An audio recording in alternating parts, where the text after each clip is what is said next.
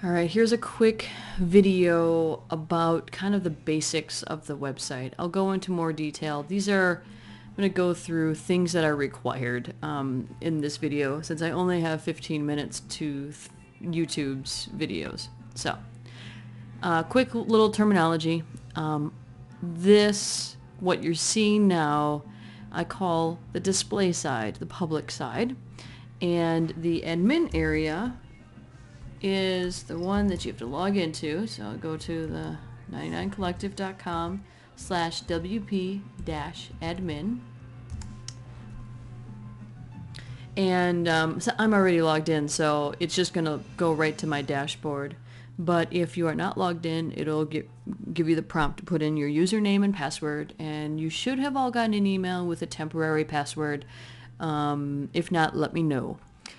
All right, so the dashboard is basically just kind of your overview of things.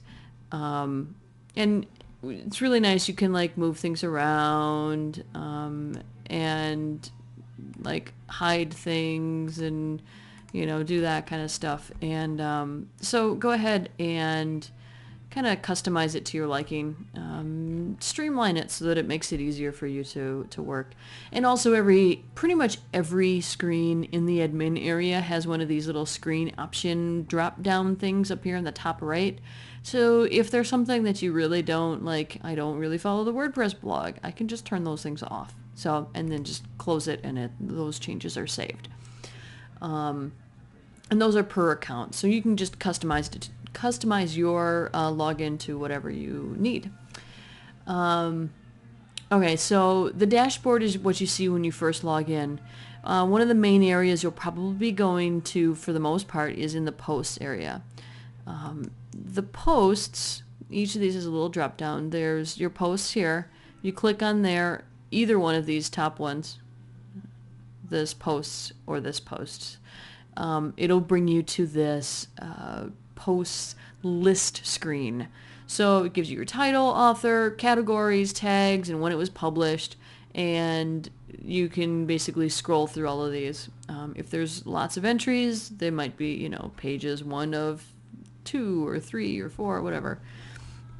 You can filter, so if there's a particular an entry that you're looking for of a particular category or from a particular date, you can filter using those things to kind of search through these a little bit easier.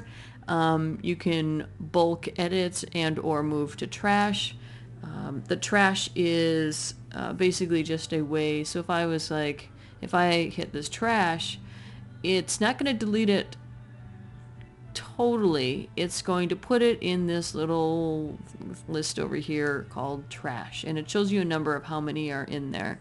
So if I click on there, it's going to bring me to my trash, where it gives me the option to delete permanently or to restore. So if you accidentally click on something and you to delete on something and you want to restore it, that's fine. Otherwise, you can delete it permanently. You can do bulk actions by checking them all and then restore and or delete.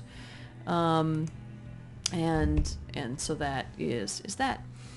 So I'm just going to restore that one because I didn't want to delete it. So we'll wait for that.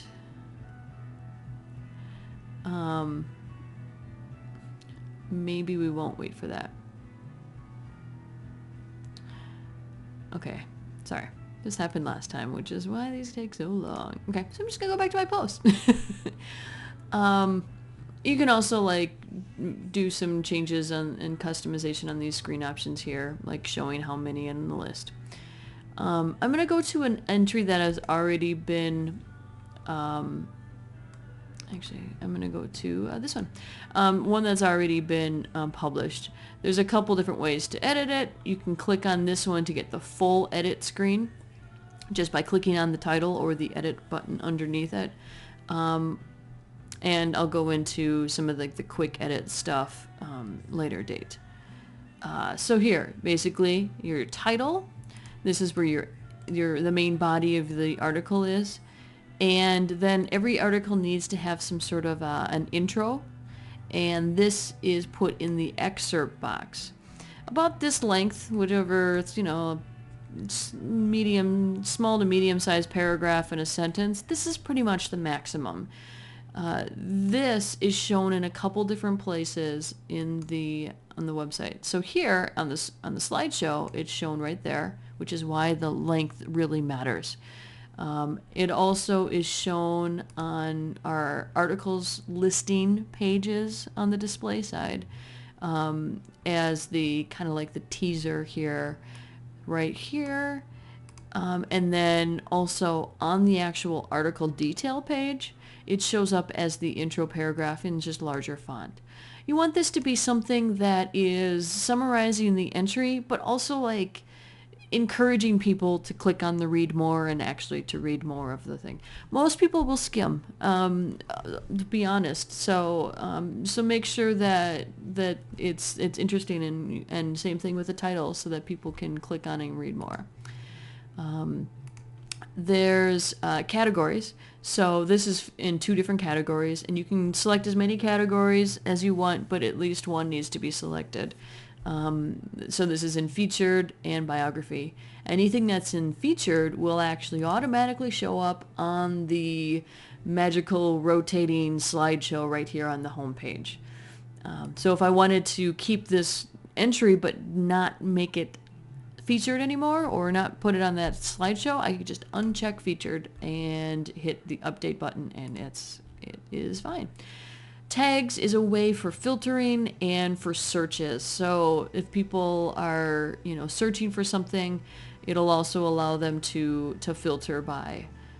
So for example, if I go to my my article page here and scroll all the way down to the bottom, this is where it shows what categories it was posted in and what tags. If I click on one of these, it'll just show me the entries that were tagged and or put it in that category, all right here. So okay, now another thing that's required is a featured image. I will go into more detail on how to edit these photos, or how to upload these photos. But one thing to note, that these will automatically generate all of these in the sizes that they need to be. So you can upload any size image in any dimensions. Some images and dimensions work better. Obviously, like a landscape type photo with the image somewhat centered, because it's going to crop these. So it crops it into this this square here. It also crops it into this kind of long rectangle thing here. And this does this automatically. You upload one image and the website does the rest for it. So that is required, because otherwise it'll look as a broken image. Another thing that I really highly stress, that we need to keep any photos that we use for these, that we post on this website, that they need to either be in Creative Commons or a photo that you've taken.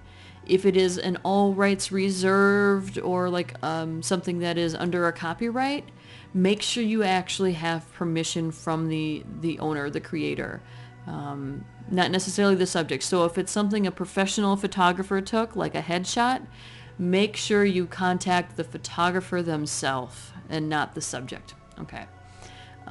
We just don't want to get into any trouble. So, and if it's a Creative Commons, you don't need to ask permission. You just need to say who it was from. So you can search the interwebs for Creative Commons photos and use any of those, and just make sure you note the source or the person, the creator. Something that's optional, you'll see over here on the right hand side, there's a related links. This is created by these little extra entries down here, the little boxes. So all you have to do to make that little box show up is to put something in here. So you put in the link URL, make sure you include the http:// and then the address, and then whatever you want the link to say. And you can add a description. This is optional, but that will just basically say this little intro paragraph. So keep it short, you know, a little sentence on like, these are links related to this organization that we're highlighting in this article or something like that. Find out more, get involved, whatever. And that will show up automatically. If you don't put anything in these links, that will not show up at all. So yeah, that's all for this. I'm going to get into more details on these bit.ly links, the Twitter and the Facebook, and ways to share it, that I want to keep things consistent and trackable. So that's why I have a lot of these things installed right here, not only to streamline, but to be able to make things so that we can kind of check on and see how things are getting out to people and how many people are seeing it and clicking on them, and where they're coming from. So yeah, that's a little bit of an intro. I'll record more videos soon, and I'm always available for questions. Okay, thanks.